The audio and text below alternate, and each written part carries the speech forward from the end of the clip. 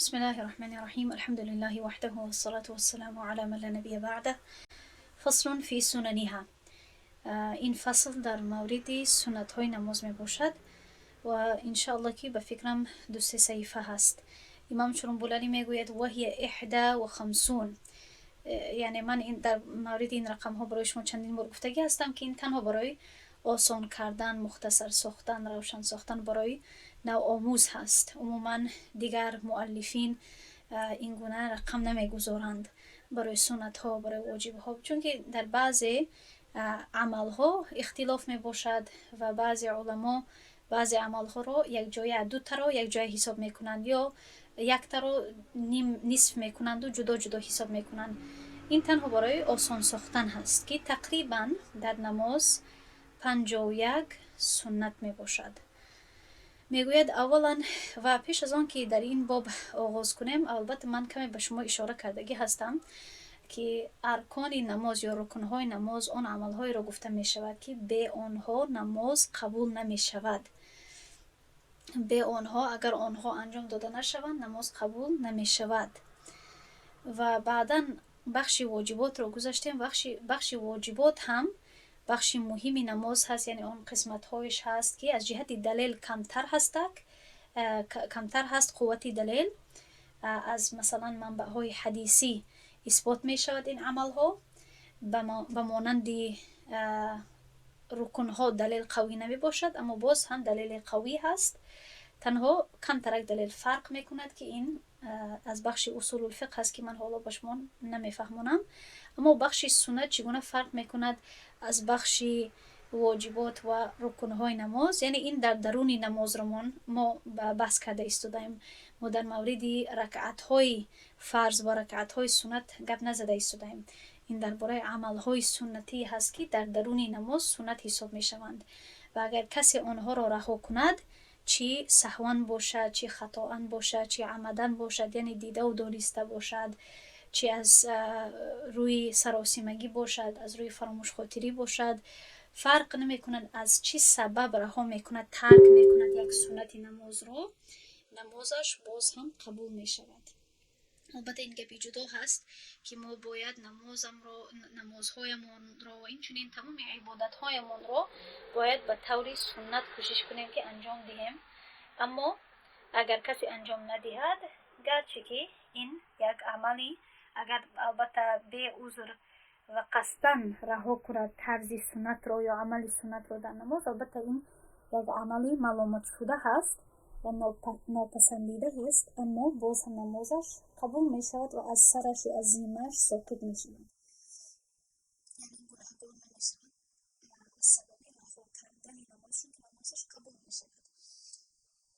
خب یکم عمل این است رفع الیدین للتحریمة حذاء الأذنین للرجل والأمة و حذاء المنکبین للحرة. بالا کردن هر دوی دست ها هنگام تحریمه، یعنی تکبیر تحریمه، برابری حذاء برابری هر دوی گوش ها برای مردها یا برای مردان و کنیزان و برابری شانه ها یا برابری کیفت ها برای زنانی آزاد، للحرة برای زنی آزاد. البته در دست قبلی کمتر درباره کنیز با ما اشاره شد. بخش کنیز خیلی یک بخشی هم جالب هست و هم از جهت تاریخ مهم هست دانستنش. اما چون که ما حالا درباره تاریخ اسلام صحبت نمی کنیم، ما تنها درباره فقه حنفی و او را مخصوصا فقه آسان برای نوآموزان صحبت کرده ایستادیم. ما در بخش کنیز یا داخل نمی شویم. کنیز و غلام و آداب رفتار یا گفتگو کردن یا یعنی زندگانی کردن با غلامان، چگونه باید آنها رو چگونه باید با آنها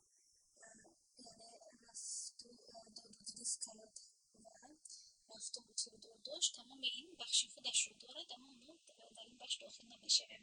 و کی در اسلام کنیز حساب میشود، چگونه کنیزان به دست آورده میشوند، این تنها یعنی راه درستش و راه حقیقیش از طرف جنگ میباشد. وقتی که جنگ صحیح درست بین مسلمان و کفار وقتی که به وقوع می آید، وقتی که واقع می شود، کسانی که کودکان یا زنانی که پس از جنگ همچون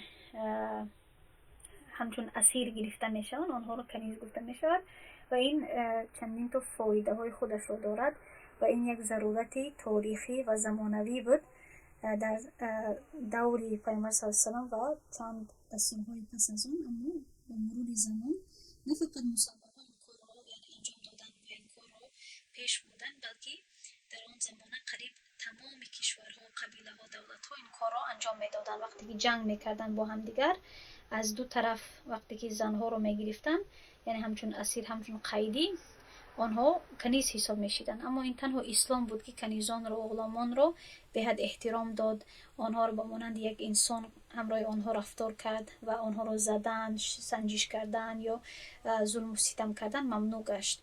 به هر حال در اینجا ما درباره رفع الیدین، یعنی دستها رو بالا کردن هنگام تحریم صحبت کرده ایستادیم و در اینجا امام شرنبولری میگوید که برای مردان باید که هر دوی دستهای خود را باید که به طرف، البته کف دستان خود را به طرف قبله بکنند و از جهت بالا کردن آنها باید که تا گوشهای خود بالا کنند و زنان، یعنی زنان آزاد، باید که تا کفتهای خود بالا کنند. دوم سنت این است که و نشر الاصابع، و نشر اصلا معنا دارد منتشر. وقتی که یک چیزی جدا می شود یا دراز می شود یا کلان می شود، منتشر می شود، پهن می شود. در اینجا ترجمه لغویش می شود پهن کردن انگشتان. اما شما بعد اگر من این خیلی ترجمه کنم و نفهمونم، شما شاید خیال کنید که انگشت ها باید، یعنی چلیک ها باید به حد زیاد پهن شود. اما این هدفی مؤلف در اینجا نیست. یعنی که نه انگشت ها باید به همدیگر سخت چسبند و نباید از همدیگر دور باشند، بلکه بعد طور عادی وقتی که دست را ما میکشایم و انگشتان خود را باز میکنیم و دراز میکنیم، به طور عادی بین آنها فاصله های خیلی خرد می باشد. به همین طور، به همین شکل باید انگشت ها از همدیگر جدا باشند و همین است مراد یا اینکه هدفی مؤلف. سوم هست و مقارنت احرام المقتدی لاحرام امامه. دیده در اینجا عربی رو دانستن بهت مهم هست، چون که اگر کسی عربی رو نداند یا نیم کلا داند، چی فکر میکند؟ شاید فکر کند که در اینجا این مسئله درباره احرام هست و این برای چی در اینجا احرام ذکر شده است. اما در اصل اینجا احرام و تحریم از حرفای اصلی حرامیم یعنی میبرایند و این به یک کلمه اشاره میکند، یعنی تحریمه. یعنی که هنگام گفتن تحریمه، مقتدی یعنی که مأمون، یا اینکه مؤتم هم گفته بودیم، مقتدی اقتدا کننده، کسی که از پس امام میخواند، باید که تحریمش همزمان باشد، همزمانی امامش باشد. همزمان یعنی در یک وقت گفته شود، در یک وقت کرده شود با امامش.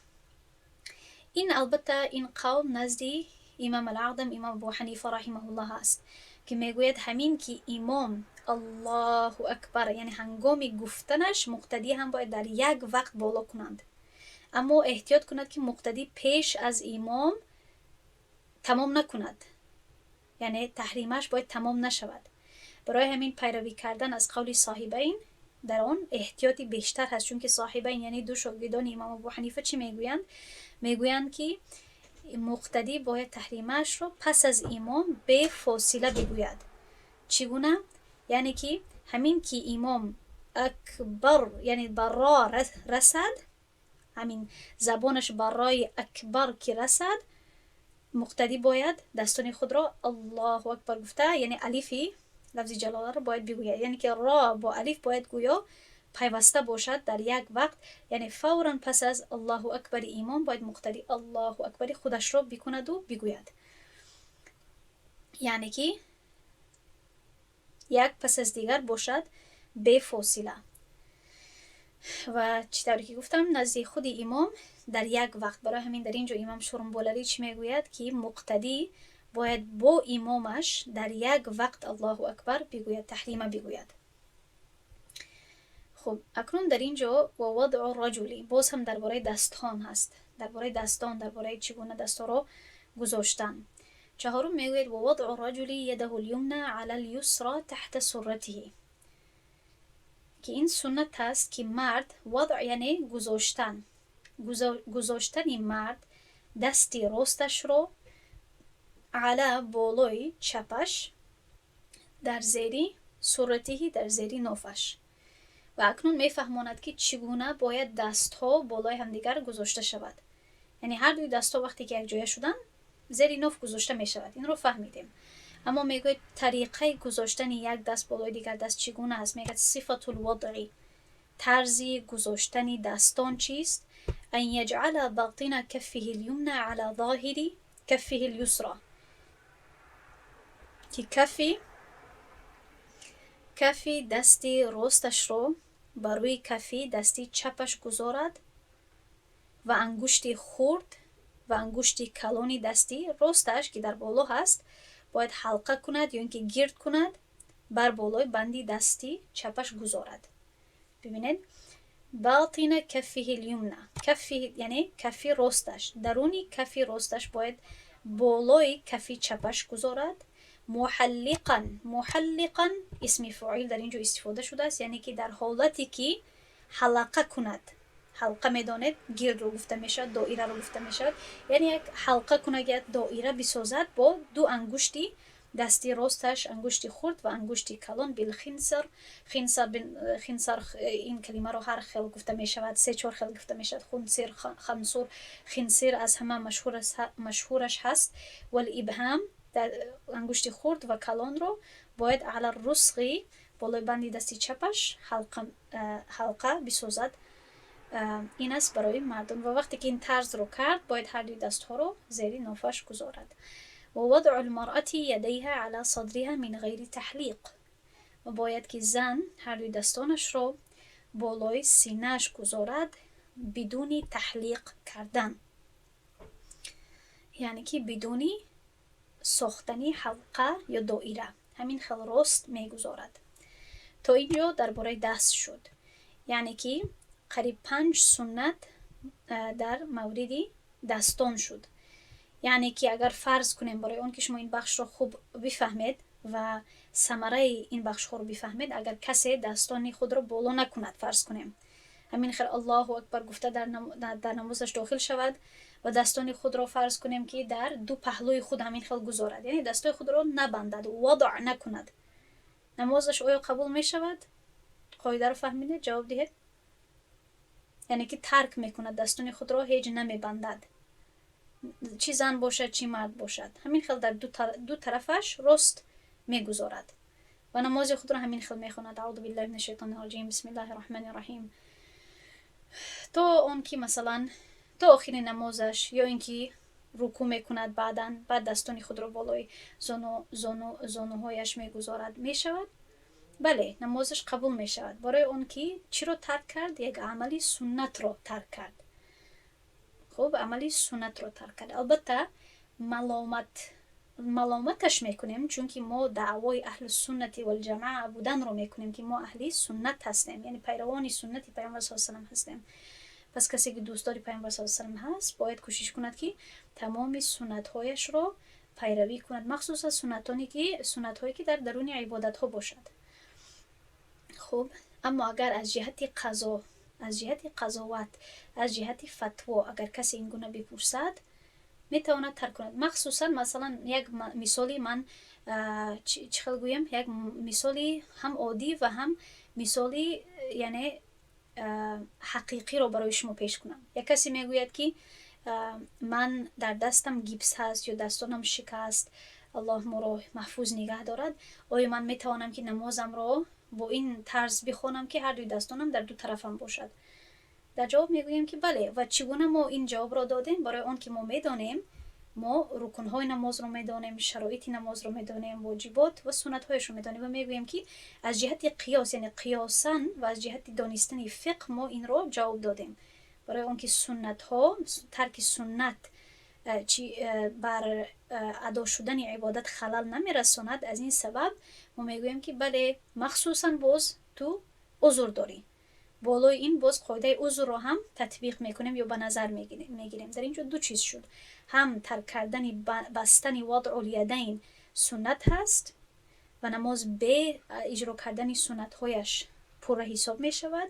و دوم هم این شخص معذور هست یا اینکه ضرورت دارد. و اگر باید داشته باشید، من برای شما یک قاعده کلیه رو گفته بودم، الضرورات تبیح المحظورات، که این خیلی یک قاعده مهمی هست که بر اساس همین قاعده چندین مسائل گذاشته می شود. و این چنین همین خیلی برای فایده شما، در مذهب مالکی اختلاف هست که آیا شخصی نمازگزار باید وضع کند یا سدل کند. و در مذهب مالکی یعنی علمای مالکی بعضی هایش همین قول رو پیروی میکنن که آنها یعنی پیروی میکنن از قولی سدل، سین دل لام. سدل یعنی که هر دستان رو در دو طرف گذاشتن و دستان رو نبستن در نماز. برای همین اگر گاه عکس ها رو ببینید یا ویدیوهای یعنی علمای مالکی رو ببینید یا جماعتی یعنی علمای مالکی رو ببینید یا اینکه سفر کنید به مغرب، در اونجا شاید ببینید.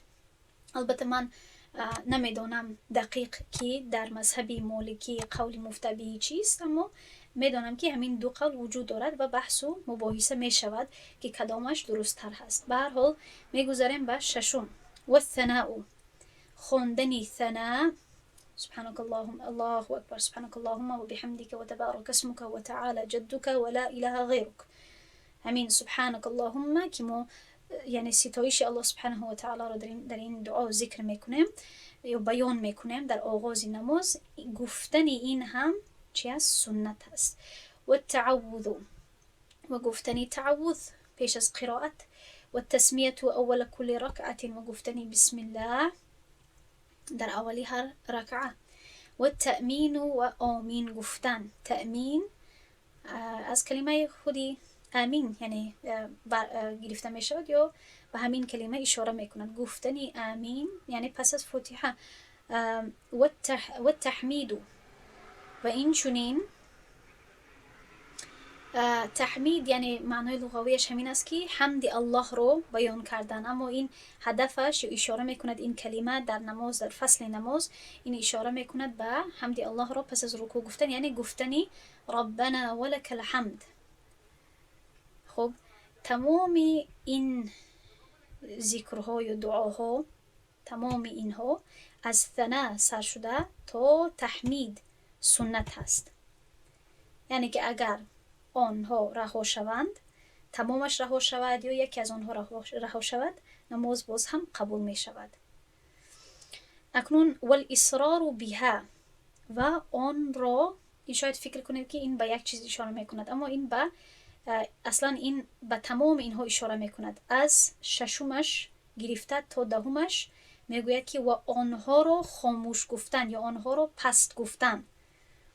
اگر از نحو آگاه باشد، وقتی که در نحو اسماء الاشاره باشد یا ضمائر باشد، وقتی که اشاره میکند به جمع مؤنث، میتوانیم که ما واحد مؤنث رو استفاده کنیم، یا جمع مؤنث باشد یا جمع مذکر باشد، مقصد غیر عاقل باشد، ما میتوانیم که واحد مؤنث رو استفاده کنیم، چی ضمائر باشد، واحد مؤنثی ضمیر باشد، چی واحد مؤنثی اسماء الاشاره، اسماء الموصوله باشد، صفه باشد، خبر باشد و غیره و غیره. در اینجا ضمیر استفاده شده است، ضمیر متصل بها، یعنی که به تمام اینها اشاره هست.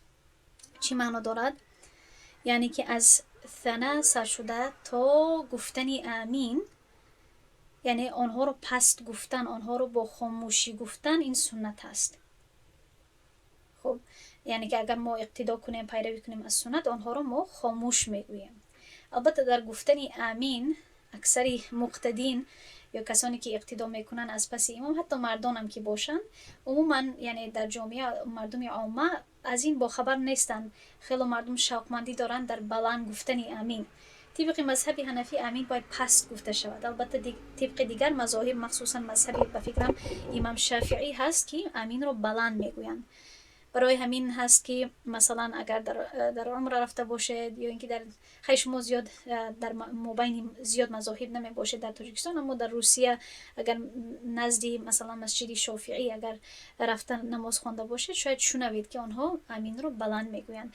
و البته اگر یک کسی که حنفی باشد اگر آمین رو بلند گوید، این نمازش رو نمیشکند. البته این گپ در مورد افضلیت هست و چی بهتر هست و چی درستتر هست. اما میدانید که این سنت هست. اگر کسی بلند هم بگوید نمازش باطل نمی شود. برای همین در مورد این گونه گپ های میده بحث و مباحثه کردن یعنی خوب نیست. به هر حال حتی چطوری که گفتم اکثری حتی کسانی که در پیروی فقه حنفی میکنند در مسجدان ما، حتی وقتی که بعضی وقت مسجد میروند مخصوصا در ماه رمضان، حتی زنان نمیدونند که امین باید طبق مذهب حنفی خاموش گفته شود، بلند میگویند و امام یعنی یگان خیلی بیان نمیدهد در اول که شما یا در آخر نماز که شما برای چی بلند گفتید پس بگوید این یعنی باطل هست یا این سنت نیست. این خیلی گپ ها یعنی خوب نیست، چون که این در بین امت تفرقه میاندازد. به هر حال این شد والاصرار بها، یعنی تمام اینها را خاموش گفتن چی هست؟ سنت هست، هم برای امام و هم برای خب مخصوصا برای مقتدی و منفرد و این چنین برای امام حتی آمین را خاموش گفتن. اکنون 12 که هست والاعتدال عند التحریمة من غیر طأطأة الرأس. این از جالب هست، میگوید که اعتدال یعنی معتدل بودن. معتدل بودن در اینجا به معنای یعنی آرامی رو اختیار کردن، آرامی رو اختیار کردن، آرام بودن. آرام بودن هنگامی تکبیر تحریمه رو گفتن و کردن بدونی خم کردن یا حرکت دادنی سر. یعنی که بعضی مخصوصا مردها رو من دیدگی هستم، پدرم رو هم دیدگی هستم، هنگامی که الله اکبر میگوین بالا رو سرشون رو بالا میکنند و بعد وقتی که دستانشون رو میبندند چی میکنند؟ سرشون رو خم میکنند. سر چی میشود؟ بالا و پایان میشود. این رو اینگونه کردن درست نیست، یعنی سر باید نجنبد، حرکت نکند. البته حرکت معمولی اجازت هست، حرکت عادی، اما مخصوصا سر رو بالا کردن به آسمان یا همین خیلی از جای سجده، از سجدگاه بالا کردن با تکبیر و بعد خم کردن با وضع دست ها، این سنت نیست. برای همین امام شروع بولاری در اینجا این رو واضح می‌سازد که این یگان خیلی عملی سنت نیست. سر باید حرکت داده نشود. و جهر الامام بالتکبیر و التسمیع، میگوید که بلند گفتنی، جهر یعنی بلند گفتنی امام، تکبیر با تکبیر وقتی که تکبیرها رو میگوید و تسمیع، و تسمیع این اشاره به سمع الله لمن حمیده هست. خب یعنی که امام باید اینها رو بلند بگوید. مقتدی البته اینها رو بلند نمیگوید، منفرد البته بلند نمیگوید، امام اینها رو بلند میگوید. الله اکبر و تسمیع چیز؟ سمع الله. اینها رو هم درست تلفظ کنید. بعضی ها شاید از خردی، از دورانی که شاید مادر پدر خودشون نمیدانستند، کم ترک با یگان خیل لحن ها اینها رو درس میدادند هنگامی درس دادن نماز، شاید کم ترک در تلفظ شما خطاگی باشد. احتیاط کنید که در تلفظ دعاهای نماز، البته سوره ها، اما دعاهای نماز، ذکر و اذکار نماز خطاگی نداشته باشد. سمع الله لمن حمیده. خب و بعد از تسمیع تحمید میاد که ربنا ولک الحمد. در این عباره ربنا ولک الحمد یعنی در عباره تحمید در احادیث اختلاف آمدگی هست. به فکرم که اگر خطا نکنم چندین سال پیش بود این مسئله را دیدگی بودم، 4 نوع هست، 4 یعنی طرز گفتن هست، یا در احادیث 4 نمود ذکر می شود. ربنا لك الحمد، ربنا ولك الحمد، اللهم ربنا لك الحمد، اللهم ربنا ولك الحمد. تمام اینها رو یعنی در بین مذاهب یکی از اینها انتخاب شدگی هست و البته بین علمای خودی هر مذهب هم اختلاف هست که کدامش اولاتر هست، کدامش بهتر هست. خلاصه کرده اگر بگویم عموما در مذهب حنفی ربنا ولک الحمد و اللهم ربنا ولک الحمد گفته می شود. در کتاب های ابتدایی عموما ربنا ولک الحمد ذکر می شود، اما فرق نمی کند که از بین این 4 کدامش انتخاب شود، چون که معناهای آنها همش یک می باشد، خیلی یعنی فرق کم هست و این چونین این یک عملی سنت هست که اگر کمک یک عباره دیگر استفاده شود فرق نمی کند. خب به هر حال دیگر میگذاریم به تکبیر و تسمیع. و تفریج القدمین فی القیام قدر 4 اصابع. 14 این است که و جدا گذاشتن، تفریج یعنی بین آنها فاصله گذاشتن، جدا گذاشتن پایها یا قدمها، یعنی پایها، هر دوی پایها در وقت قیام به اندازه 4 انگشت. این طبق فهمیشی و فهماندن ابن مسعود رضی الله عنه هست که بین پایها باید به قدر 4 انگشت فاصله باشد. و طبق فقه حنفی در جماعت مردها باید شانه به شانه ایستند، اما شرط نیست که پایهای آنها به هم دیگر رسد. این هم چون که در این دولت ها مذاهب خیلی، یعنی از 4 مذاهب، مخصوصا از 3 مذاهب خیلی زیاد نفرها بین همدیگر زندگی میکنند. بین در مسجد ها بعضی وقت مشکلات پیدا می شود، چون که یک از شافعی هست یا یک از مالکی هست، میخواهد که نفری که در پیشش ایستاده است یعنی پایش را با پای خودش چسباند. اما طبق فقه حنفی این ضروری نیست، پایها همین خیلی بین آنها فاصله می ایستد، اما به همدیگر چسبانده نمی شود. اما طبق دیگر مذاهب یک قول هست که پایها باید به همدیگر رسند. برای همین مخصوصا بین مردها یا یعنی در بخش مردها یعنی این حرکت بعضی وقت کرده می شود. پدرم یا شوهرم بعضی وقت برای من میگویند که یک نفر مثلا در نزدش ایستادگی بود که پایش رو یعنی دراز میکرد که به پای خودش رساند، به پای شوهرم یا پدرم یعنی گفتگی بودن. بعضی این گونه عملها هم میشود و همچنین در بخشی یا در جای زنها هم بعضی وقت هم این گونه میشود که زنها هم فکر میکنند که این عمل به آنها تطبیق میشود و باید زنها پای به پای چسبانند، اما این ضروری نیست، مخصوصا برای زنها.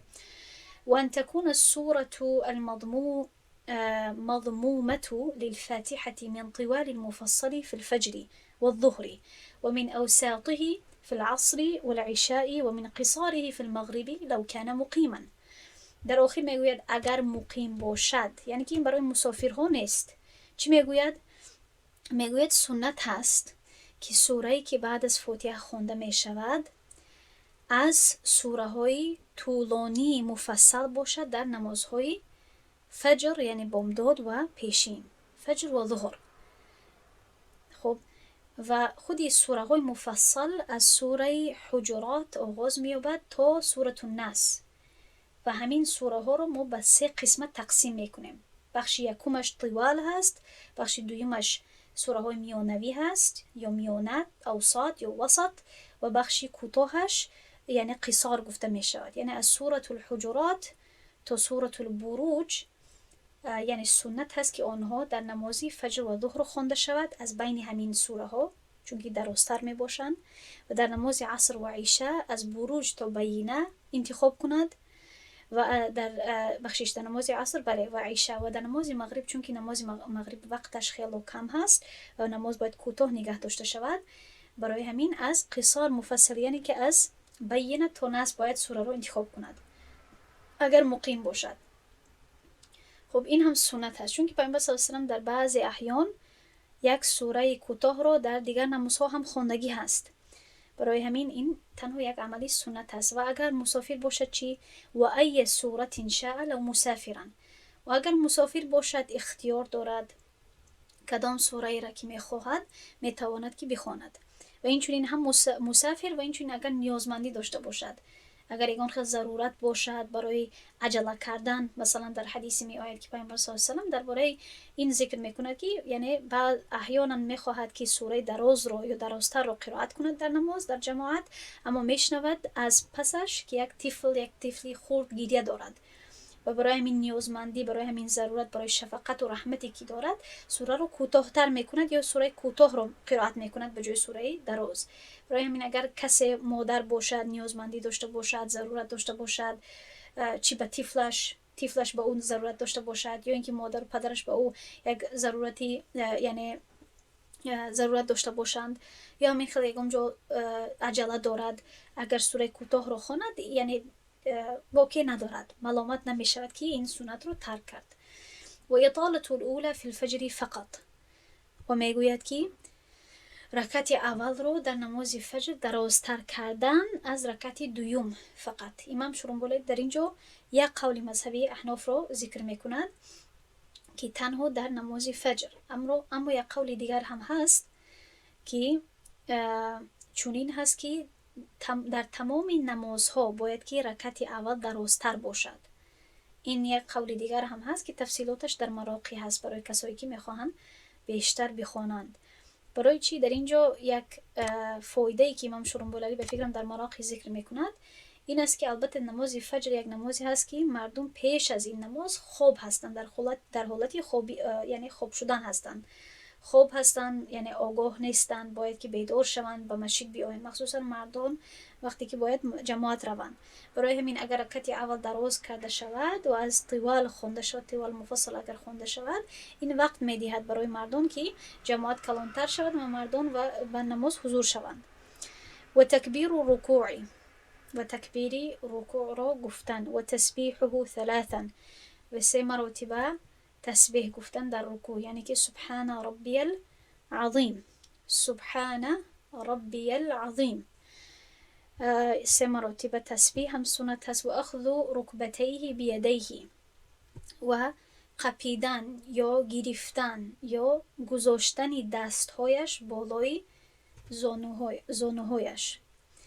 و تفریج اصابعه والمرأة لا تفرجها، و این چنین هنگامی که دستانش را مرد بالای زانوانش میگذارد در وقت رکوع، انگشتانش را پهن کردن، بین انگشتانش فاصله گذاشتن، اما زن انگشتان خود را جدا نمی کند. همین خلال به طوری معمولی و عادی دستان خود را بالای زانوهایش میگذارد.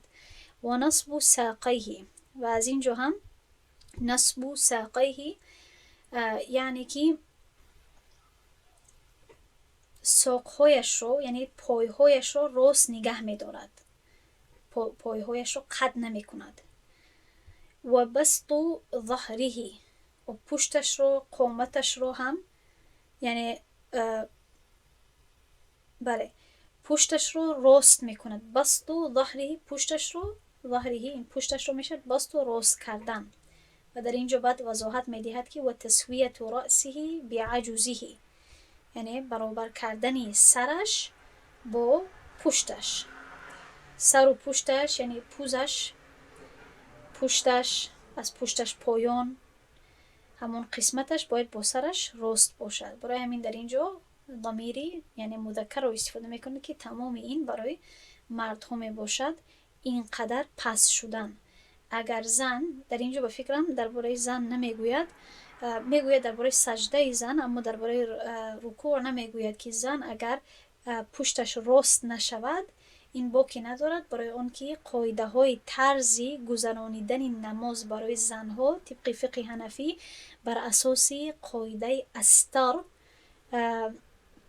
می باشد، یعنی که هر طرزی که زیادتر سطردار هست و با حجاب تر هست برایش همان طرز رو اختیار کردن مناسب تر هست. و نه فقط این قاعده هست بلکه احادیث هم هست، احادیث ها هم هست مخصوصا در موردی طرز سجده کردن زنها که در سنن البیهقی یا مصنف ابن ابی شیبه ذکر می شوند.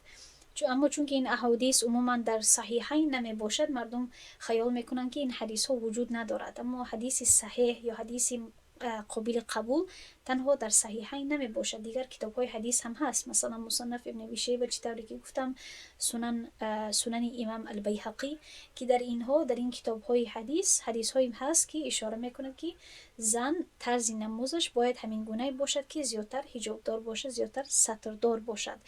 و در هنگام ذکر کردن سجده انشاءالله من برای شما میگویم. و در مراقی هم امام شورنبولاری ذکر کرده است همون حدیثی که در سنن البیهقی هست.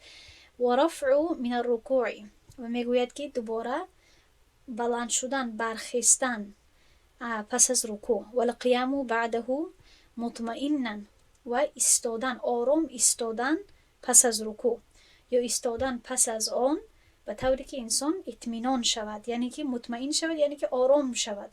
چطوری که من برایش مفهموندم کلمه مطمئن به این اشاره میکند که تمام مفصل‌های انسان، تمام عضوهای انسان باید پس در جایهای معمولی خود برگردند و آرام شوند، ساکن گردند. و وضع رکبتیه ثم یدیه ثم وجهه للسجود، و گذاشتن زانوهایش و پس از آن دستهایش و پس از آن رویش، یعنی که پیشانی و بینیش در سجده، یعنی که همین ترتیب رو رعایت کردن. هنگامی که به سجده می رود اول زانوهایش رو گذارد، بعدا دستهایش و بعدا رویش رو. و عکسه للنهوض، و وقتی که از سجده می خیزد باید که برعکس کند، یعنی که اول رویش رو بردارد، بعد دستانش رو و بعدا زانوهایش رو بردارد. و تکبیر و سجودی، و این چنین تکبیراتی که در سجده گفته می شوند آنها هم سنت هستند. و یعنی این اشاره به سبحان ربی الاعلی هست، تکبیر و سجود، یا وقتی که بخشش این اشاره به تکبیراتی که هنگامی رفتن به سجده گفته می شود، الله اکبر الله اکبر. و این چنین تسبیحاتش هم می آید در اینجا، تسبیحاتش سبحان ربی الاعلی، این هم سنت هست مانندی که ما در بخش رکوع گذاشتیم. و تکبیر و رفع منه، یعنی تکبیری رفتن به سجده سنت هست، تکبیری خیستن از سجده یا دوباره بلند شدن از سجده سنت هست. و کون السجودی بین کفیه، و سجده بین دو کفش کردن، این هم سنت هست، یعنی که دو کفش از دو طرفی رویش می باشد و در مابین کفهایش سجده می کند. چونکه در این مورد هم حدیث هست، یعنی در قریب برای تمام اینها احادیث وجود دارد. اکثر آنها رو امام شرنبللی ذکر کردگی است، در مراقی من آنها رو خواندم، اما وقت برای ذکر کردن آنها و ترجمه کردن آنها متاسفانه نیست. و اگر اینقدر زیاد تفاصیل رو اگر من ذکر کنم شما گپ‌های اساسی رو فراموش میکنید. برای همین تنها سنت ها رو از واجبات، از ارکان اگر شناسید و جدا کرده توانید، این در قدم اول بهتر هست. به هر حال در این هم البته بین مذهبی حنفی و مذهبی شافعی فرق هست. مثلا طبق مذهبی حنفی پیامبر صلی الله علیه و سلم دستان خود را نزدیکتر به گوشهان خود، به دو طرف گوشهان خود یا روی خود گذاشته بودند، اما طبق مذهبی شافعی نزدیکتر به شانه های خود گذاشته بودند در وقت سجده کردن. باز هم به فکرم در مراقی ذکر شدگی هست. یعنی کم ترک بالا کم ترک پایان احادیث هست طبق فقه حنفی، در دو طرفی در دو پهلوی روی گذاشتن و در مابین دو کف سجده کردن، این سنت هست. و تسبیح ثلاثه، و البته 3 مراتب تسبیح گفتن سجده چطوری که اشاره کردم این هم سنت هست. ان شاء الله همین صحیفه آخران هست، متوجه شوید. یعنی که اگر من برای شما گویم که یک مسئله رو پیش کنم، اگر کسی به فکرم همین یک شخص هم همین گونه یک سوال شاید کردگی بود، نمیدانم گفتم سوالاتون رو واضح کنید، نمیدانم واضح نوشتید بعد یک چند روز پیش بود یا نه.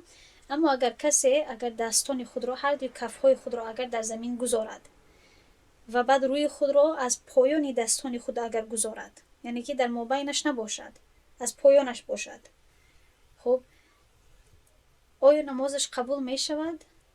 بله نمازش قبول می شود. اما آیا سنت را پیروی کرد؟ یعنی که سجده خود رو در مابین هر دوی کفای خود کرد؟ نه، یعنی که به خلاف سنت عمل کرد. اما آیا نمازش قبول می شود؟ بله، چون که در نماز حداقل چیز سجده کردن، دستها رو در زمین گذاشتن. اگر باید داشته باشید گفتم که حتی طبق فقه حنفی یک دست یک زانو کفایه میکند و بعضی انگشتان پای. اما اگر انسان هر دوی دستای خود رو گذارد، چی دور گذارد چی بالای سر خود گذارد، یعنی در زمین البته، چی از پایانی منه خود گذارد، چی هر دوی دستان خود رو در یک طرفش، در طرفی راست گذارد و روی خود رو و بینی خود رو، پیشانی خود رو در طرفی چپ، البته این خلافی سنت هست اما نمازش قبول می شود. خب و شاید با شما سوال خلق شود که برای چی این گونه هست؟ برای اون که دین ما همین خیل قبط به قبط، یعنی الله سبحانه و تعالی همین گونه ترتیب دادگی هست، همین گونه نظام دادگی هست، همین گونه یعنی تنظیم دادگی هست که قبط به قبط عمل ها وجود دارد و در مابینی به مانند یک پیاز هست، چطوری که پیاز قبط دارد، چندین تا قبط دارد، از همه عمل های اساسی در مابین می باشد و بعد از گردی از همه عمل های اساسی عمل های، یعنی از جهتی عمل و از جهتی دلیل کمتر، یا اینکه عمل هایی که کمتر پایانتر هستند از جهتی عمل کردن یا از جهتی واجب بودن آنها می باشد، تا این دمی که تمام این عمل های ضروری با سنت ها پوشیده می شوند و بعد سنت ها رو چی می پوشاند و چی محفوظ می کند؟ نوافل محفوظ نگه می دارد. برای همین کسی که سنت و نوافل خود را پورا کند، یعنی که قریب 100% یعنی چی هست؟ احتمال شدید هست که واجباتش و فرائضش برقرار میماند. اما اگر کسی این عادت رو داشته باشد که سنت هایش رو رها کند، البته نوافلش رو رها کند، سنت هایش رو رها کند، این شخص چی میکند؟ خود را نزدیکتر و نزدیکتر میآورد در قطع کردن یا در نکردن یا از دست دادن یک عملی ضروری. طوری که همین من مثال پیاز رو با شما دادم، چند قدری که از همین قبط های پیاز گرفتن گیرد و یعنی شکستن گیرد، نوافلش رو نکند، سنت هایش رو نکند، همین قدر نزدیکتر می شود در انجام ندادنی چیزهای اساسی. برای همین در نماز اساسا خیلی عملهای کم، یا حتی در وضو شما میدانید خیلی عملهای کم یعنی ضروری هست برای تمام شدن عمل، برای قبول شدن عمل خیلی عملهای کم، تعدادی کمش ضروری هست. اما الله سبحانه و تعالی و پیامبر صلی الله علیه و سلم این عملها رو میپوشانند و محفوظ نگه میدارد با یعنی دادن سنت ها، با دادن نوافل، تا اینکه آنها محفوظ مانند و انسان نزدیک نشود در رعایت نکردن آنها یا در شکستن آنها. به هر حال دیگر میگذاریم به صحیفه بعدی. و مجافات الرجل بطنه عن فخذيه، در برای سجده کردن میگوید و مرفقيه عن جنبيه و ذراعيه عن الارض. هنگامی سجده کردن مرد باید چی کند؟ میگوید جدا کردن مرد شکمش را از رانهایش، یعنی زانوهایش، رانهایش، یعنی که زانوهایش در زمین می باشد، رانهایش به شکمش نمی رسد، یعنی که باید خود را بلند نگه دارد و باید که البته پشتش بلند باشد هنگامی سجده کردن. و مرفقیه و هر دوی آرنجهایش باید که عن جنبه، از دو طرفش، جنب طرف انسان رو، طرف بدن رو گفته می شود، هر دوی آرنجهایش باید از بدنش دور باشد. و ذراعیه و میتوانید که بازو گویید، یا اینکه ذراعیه من برایش مفهماندم آن قسمتی رو گفته می شود که از نوک انگشت ها تا آرنج، همین قسمتی دست رو که به تاجیکی تمامش دست گفته می شود. چی قسمتی یعنی تا بندی دست رو اگر در نظر داشته باشیم این هم دست می شود به زبان تاجیکی، چی تو شانه رو در نظر داشته باشیم تو کیفت، این رو هم دست گفته می شود. اما به زبان عربی هر یک قسمتی دست جدا جدا، وقتی که هدفمون جدا جدا قسمت هایش باشد نامی مختلف دارد. ذراعی میدونید که کدام قسمتی دست رو در نظر داریم، یعنی که تا آرنج، همین دست تا آرنج باید از زمین بالا کرده شود، یعنی که هم دستان مرد بالا هست از زمین و هم از دو پهلوی بدنش دور هست و اینچونی شکمش هم از زمین و از رانهایش بالا هست، یعنی که به مانند پیامبر صلی الله علیه و سلم تنها بر 7 استخوان که گفته می شود سجده می کند، بر 7 قسمت سجده می کند. این وابسته به چگونه ما حساب میکنیم 7-8 می شود، اما یعنی مرد باید تنها پیشانیش، بینیش، هر دوی دستانش، هر دوی زانوهانش و یعنی انگشتای هر دوی پایش باید به زمین رسد. و به مقابل این چطوری که من به شما گفتم که ما استفاده میکنیم از حدیثی که در سنن البیهقی هست و در دیگر کتاب ها موجود هست در این مسئله، رساله ها نوشته شدگی هستند، چون که مردم خیلی تنقید کردن در این مسئله و البته کسانی که مذهب رو پیروی نمیکنن آنها بین زن و مرد فرق نمیاندازند، یعنی میگویند که زنها هم باید به مانند مردها نماز بخوانند و میگویند که و دلیل آنها حدیثی صلوا کما رأیتمونی اصلی هست، یعنی که میگویند که پیامبر صلی الله علیه و سلم فرموده است که شما نماز خود را با مانندی که من انجام میدهم، با مانندی که من ادا میکنم نماز خود را گذرانید. این رو دلیل گرفته آنها یعنی خیلی احساساتی هم میشوند، میگویند که زن باید از مرد باید فرق نکند، یعنی مخصوصا طرز سجده کردنش. و البته اگر کسی این مسئله ده خواهد که پیروی کند از این علما، من شخصا خودم مشکلات ندارم، من یعنی انسانی نیستم که در این مسئله جنگ کنم، مخصوصا این مسئله هست که از جهتی فقه و از جهتی قضاوت این تنها سنت هست، یعنی طرز ادا کردن سجده. اما چون که شما در این غلط فهمی نافتید که مذهب حنفی به اساس فرق رو بین آنها می آورد. من برای شما تنها اشاره میکنم، البته پورا مسئله رو نمیدیم در اینجا که ما آن حدیث های رو میگیریم، به نظر میگیریم که پیامبر صلی الله علیه و سلم در آنها فرق بین مخصوصا سجده کردن زن و مرد رو میفرماید. حدیث بیهقی که در مراقی هست اگر خواهید نظر کنید، اما معنای همان حدیث همین هست که پیامبر صلی الله علیه و سلم وقتی که از نزد دو زن میگذشت آنها رو دید که آنها همین خیلی پشتشون در یعنی بالا بود و با مانند مردها سجده کرده بودند و با آنها حکم کرد که شما شکمهای خود رو نزدیکتر کنید به رانهای خود. و عموما همین قاعده استر که میگویم چیزی که ستر دارتر هست یا با حجاب تر هست در اسلام در تمام مسائل اگر اهمیت دهد زن آن حکم را داده می شود که برایش یعنی از جهتی حجاب پوشیده تر هست، چی صدایش باشد چی بدنش باشد. برای همین در عملهای نماز هم در طرز ادا کردن سجده و رکوع و غیره عموما کمترک از مرد خود را کمتر بالا میکنه، کمتر میکشاید، خود را به همدیگر به خودش نزدیکتر نگه میدارد. و یک دیگر چیز گفتنی بودم در این مسئله.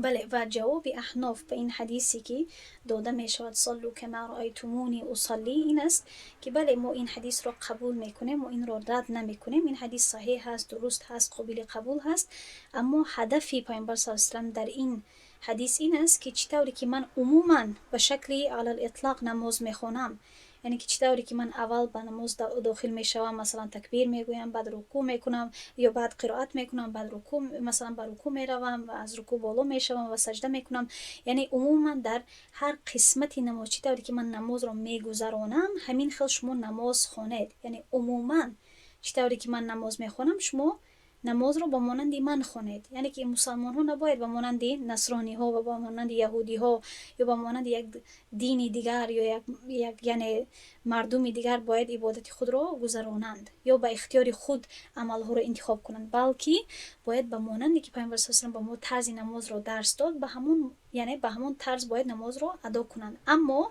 در این تفصیلات خردتر، در تفصیلات میده‌تر که چگونه باید مرد سجده کند، چگونه باید زن سجده کند، پایانتر خم می شود، بلندتر می شود، در این تفصیلاتی که خردتر هست در این تفصیلات بین آنها فرق وجود دارد، مخصوصا وقتی که احادیثی هست که البته این احادیث اونقدر مشهور نیست اما از جهتی قبول شدن وقتی که با یکدیگر جمع کرده می شوند این طرق ها یعنی چطوری که شما از جهت مصطلح الحدیث میدانید یک سند به دیگر سند قوت میبخشد و این اسانید به هم دیگر قوت میبخشند و این قوت این فرقیت رو بالاتر میکنند و چطوری که گفتم در این مسئله رساله هایی هست.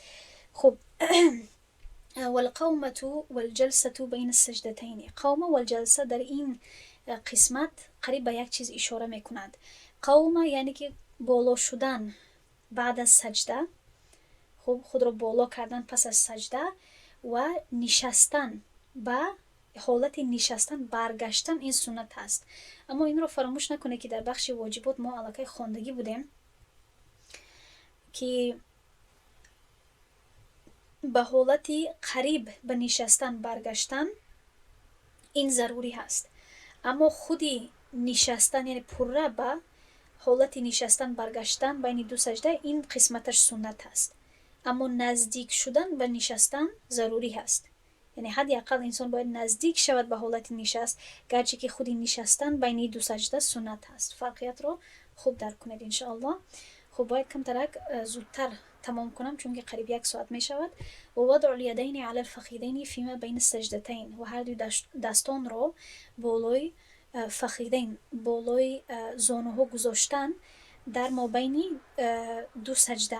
یعنی که وقتی که ما از سجده وقتی که دوباره بالا می شویم باید دستان ما کفی هر دوی دستان ما باید که بالای رانها یا اینکه بالای زانوها گذاشته شود، یعنی نزدیک به زانوها گذاشته شود که حالت تشهدی با مانند حالت تشهد.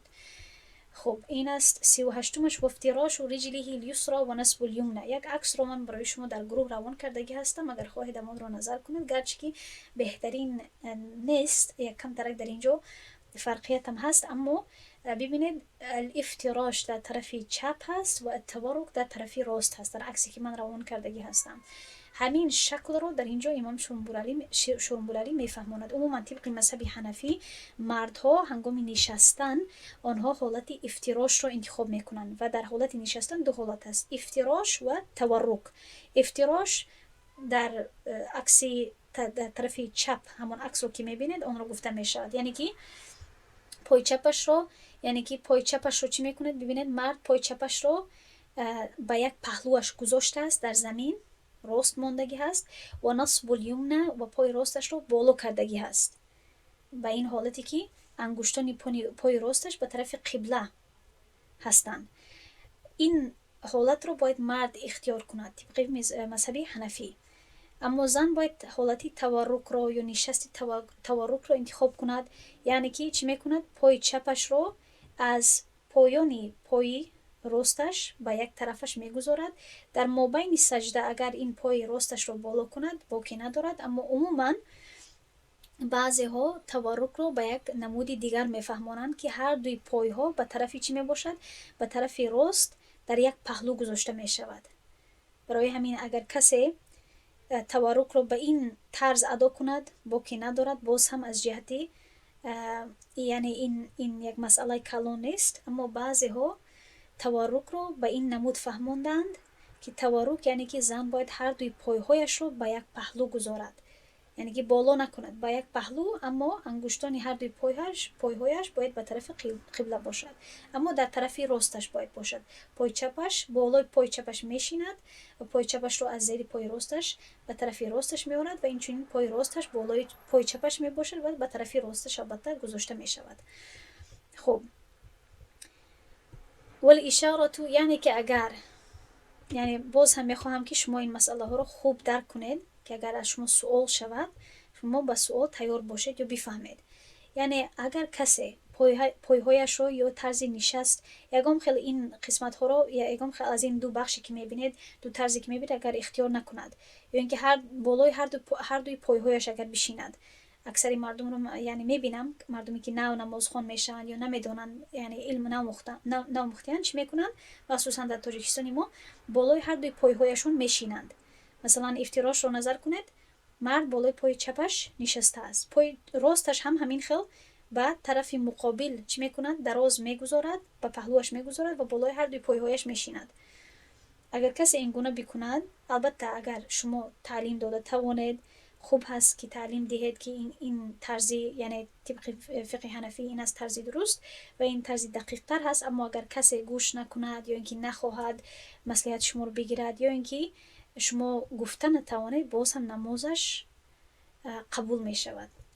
متاسفانه ما در زمانه زندگی میکنیم که از سبب این اختلافات خرد مردم از بجایی که تشویق کنن مردم رو دعوت دهند به مردمی که جاهل هستند یا مردمی که گمراه هستند یا مردمی که در موزیکا، در متاسفانه رقص و بازی وقت خود رو ضایع میکنن، گناهگار میشن. از بجایی که ما وقت خود رو به این گونه مردم بدهیم و مردم رو به اسلام دعوت کنیم و کوشش کنیم که بین یکدیگر متفق شویم، متاسفانه مردم یک دو سه سال یا یک سال یا چند ماه علم میآموزند، یک دو سه چیز رو یاد میگیرند، بعد از سبب همین گونه مسئله های خرد به همدیگر میجنگند.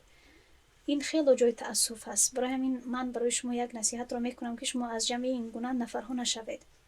بله در فقه اختلاف می باشد و هر یک امام، حتی شیخ سعید الکملی دینروز، یعنی دینروز و پریروز، دینروز البته درباره الخلاف الفقهی بود. اگر شما دانید، من گفتم که سفر دارم به یک شهر دیگر، در آنجا امام شیخ سعید الکملی در مورد همین هم صحبت کرده ایستاده بود که مردم از سبب اختلافات خرد اختلافات فقهی به هم دیگر یعنی تفسیق و تبدیع میکنن که این خیلی یعنی جای تأسف هست، که این نادرست هست، اخوت اسلامی رو از بین میبرند و یعنی شما انشاءالله از جمع این نفرها نشوید. به هر حال والاشاره فی الصحیح بالمسبحه عند الشهادة، میگوید که و اشاره کردن طبق قول صحیح با مسبحه هر یک انگشت، هر یک چلیک دست در زبان عربی به خود نام دارد.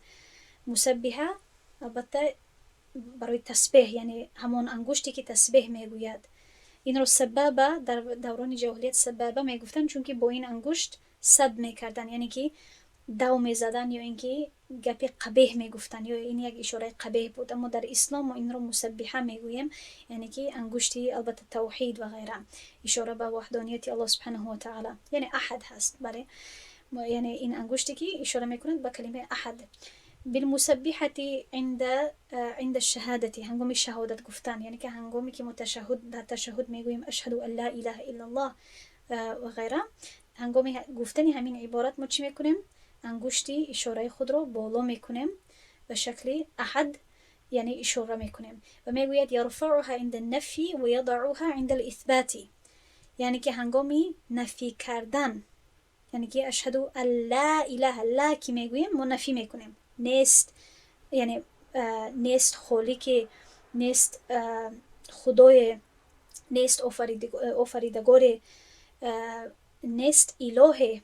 این وقتی که این گونه نفی میکنیم انگشت خود رو بالا میکنیم. و یضعها عند الاثبات، و وقتی که میگوییم الا الله، همین لفظ جلال الله رو که میگوییم اثبات میکنیم بجز الله، ما انگشت خود رو پایان میکنیم.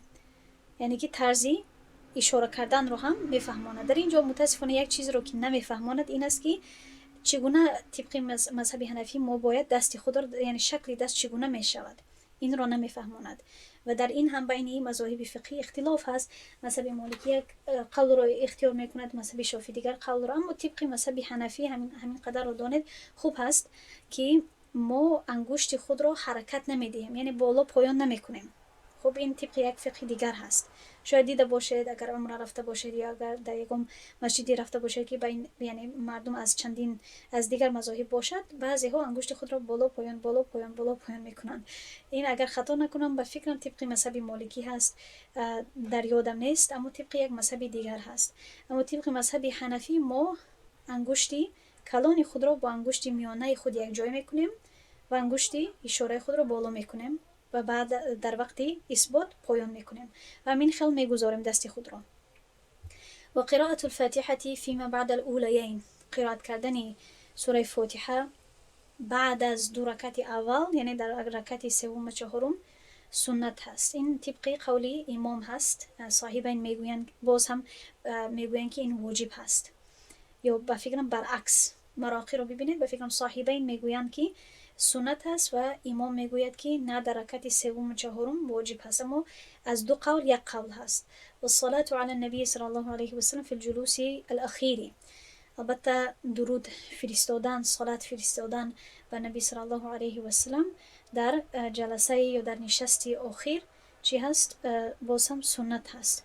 و دعا کردن بما یشبه الفاظ القرآن و السنة لا کلام الناس، و دعا کردن پس از، یعنی درود پس از ابراهیمیه، دعا کردن با آن لفظ هایی که از قرآن یا اینکه سنت باشد، یعنی که از قرآن یا احادیث باشد، این سنت هست. اما باید با لفظ هایی نباشد که با کلامی مردم شباهت کند. یعنی که اگر کسی به عربی بگوید که یا رب، یا اینکه یا الله به من فلان چیز رو بده، یا من رو با فلان شخص یعنی ازدواج کن، این گونه کلام، یا من رو مال ده، یا من رو فلان چیز، یعنی این گونه کلامی باید مردم نباشد. کلامی باید همین لفظ های همین دعا باید از نصی قرآن یا اینکه حدیث باشد. 44 والالتفات یمینا ثم یسارا بالتسلیمتین، هنگامی سلام دادن طرف راست و چپ، یعنی دور دادن روی خود را. یا حتی میتوانیم بگوییم که به طرف راست و چپ نگاه کردن، روی خود را گرداندن. یعنی که باز هم مسئله را اگر عملی سازیم، اگر کسی السلام علیکم بگوید و روی خود را به طرف راست و چپ نکند، همین خیلی راست یا پایان را نگاه کند، باز هم نمازش قبول می شود. این است دانستنی، این است یعنی فایده و ثمره دانستنی سنت از واجب یا اینکه رکن. و نیت الامام الرجال والحفظة وصالح الجن بالتسلیمتين في الاصح، و نیت المأمون امامه في جهته وإن هذاه نواه في التسلیمتين مع القوم والحفظة وصالح الجن. 45 و 46 درباره نیت، اون نیت هست که انسان باید هنگامی سلام گفتن در دل خود بکند.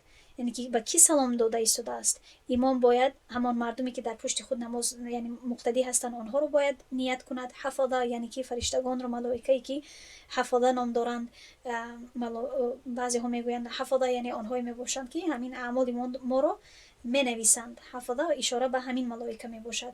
اما عموما ملائکه را اگر نیت کند و این چنین یعنی جن های مسلمان را نیت کند، باید همین ها رو در نظر بگیرد یا همین ها رو نیت کند که سلام من به همین نفرها می باشد، به همین گروه ها می باشد.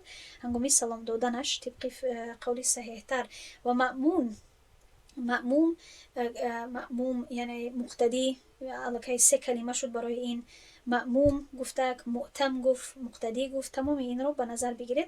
کسی که یعنی از پس امام میخواند، باید امام خود را، اگر امام در جهتش باشد یا برابرش باشد، باید امام رو به نظر بگیرد یا اراده کند در وقت سلام دادن، در وقت هر دوی سلام. و این چنین قوم رو یعنی دیگر نفرها رو، مردمی که در همان جماعت می باشند و ملائکه رو و جنهای صالح رو یعنی که مسلمان رو باید به نظر بگیرد یا اراده کند هنگامی سلام دادن. البته اگر کسی منفرد باشد، تنها نماز رو اگر گذراند، تنها حفظه رو یا ملائکه رو نیت کند کفایه میکند. و نیت منفردی خوب در اینجا ذکر شده است که تنها ملائکه رو، منفرد تنها ملائکه رو نیت کند. و خفض الثانیه یعنی الاولى، باید دویم سلام، خفض و خاموش بودن دویمش بالای یکمش، یعنی که دویم سلام باید خاموشتر باشد از یکمش. و مقارنته لسلام الامامی، هنگامی که مقتدی سلام میگوید، باید سلامش برابری سلام امامش باشد. در این هم دو قول هست، چطوری که در تحریمه 2 قول بود. این هست طبقی قولی امام ابو حنیفه رحمه الله، یعنی که همین که امام السلام علیکم که گفت، مقتدی هم میتواند در عین وقت همزمان سلام بگوید طرفی راست و همزمان با امام به طرفی چپ. اما صاحبای میگوید که نه، یکم سلام رو باید بعد از دادن یکم سلام امام به فاصله بگوید و دویم سلام رو به فاصله بعد از دادن امام باید بگوید. خب یعنی که انتظار شدن تا آن که امام پرس هر دوی سلام رو بدهد و بعداً سلام دادن، این ضروری نیست و این طبق فقه حنفی نمی باشد. اگر شما اهمیت داده باشید، بعضی ها همین گونه میکنند.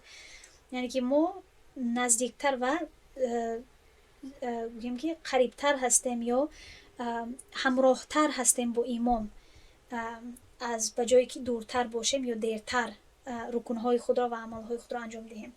و 2 عمل آخران، والبداءة بالیمین، از طرف راست آغاز کردن، یعنی سلام خود را، یعنی اگر کسی از طرف چپ یکم سلام دور دهد بعد به طرف راست خود گذرد، البته این خلاف سنت شد، اما نمازش قبول می شود. و انتظار المسبوق فراغ الامام. خب برای این یک بابی جدا می آید به فکرم، در این کتاب به یادم نیست، مسبوق و لاحق. اما مسبوق کسی می باشد که امام از او سبقت کردگی باشد، پورا جماعت از او سبقت کردگی باشد، یعنی که نماز الکی پیش رفته باشد، نمازی جماعت، و او یعنی پسمان شده باشد. پسمان می توانیم میگوییم کسی که دیر کرده باشد، دیر ماند یا که پسماند.